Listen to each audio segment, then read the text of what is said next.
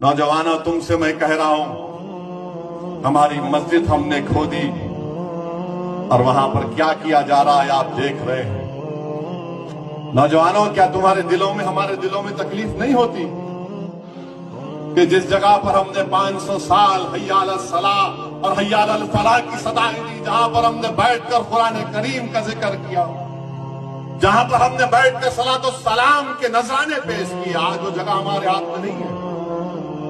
नौजवानों, क्या तुमको नहीं दिख रहा कि अभी ऐसे 3-4 मसाजिद हैं जिसमें दिल्ली की सुनेरी वाली मस्जिद भी है। मेरे अजीज दोस्तों, याद रखो नौजवानों, ये जो ताकतें हैं ना, तुम्हारे दिल से जब इत्तेहाद को निकालना चाहते हैं, क्यों निकालना चाहते हैं?